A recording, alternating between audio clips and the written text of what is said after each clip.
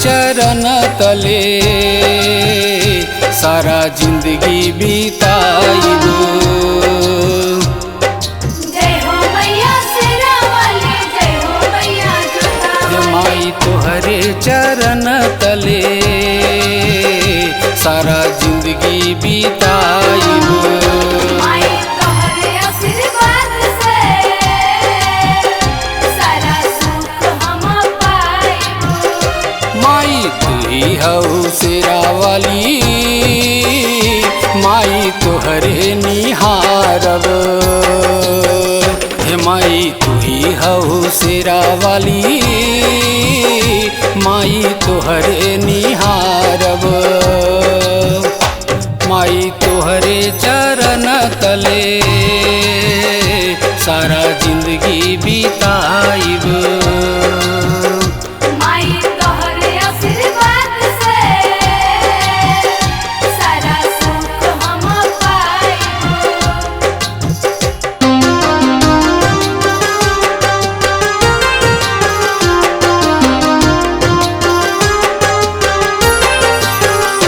माई तोहरे आशीर्वाद से सारा सुख हम पाइब।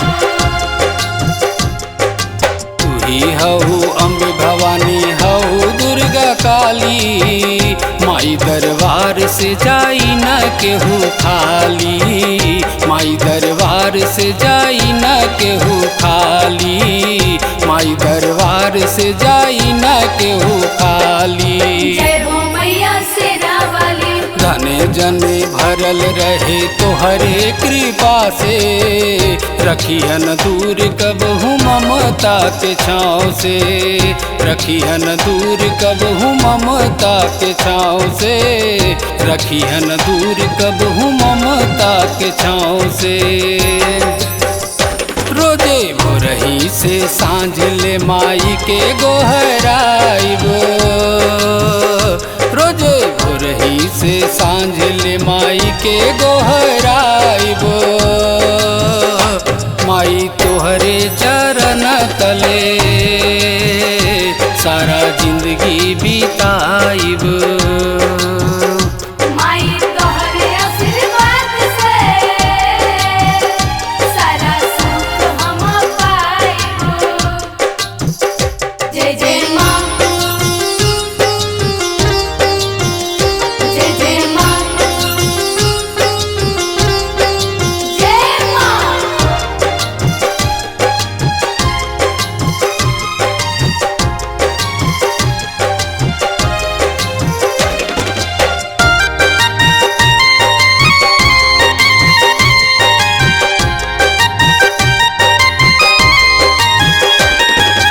लाखों सूरज के ज्योत मुख पर बिराजे, चांद सितारे माई के बिंदिया सजावे।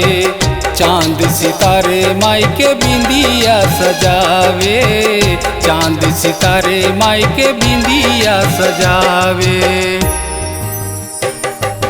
सुख के भंडार भरे सुतल भाग जागे, एही से मैं जगत मई जय सब बोले। एही से मैं जगत मई जय सब बोले। एही से मैं जगत मई जय सब बोले। माई के मन मोहिनी रूप ब्रह्मा विष्णु निहारत। माई के मन मोहिनी रूप अंकित अभिनव निहारत। माई तोहरे चरण तले सारा जिंदगी बिताइब।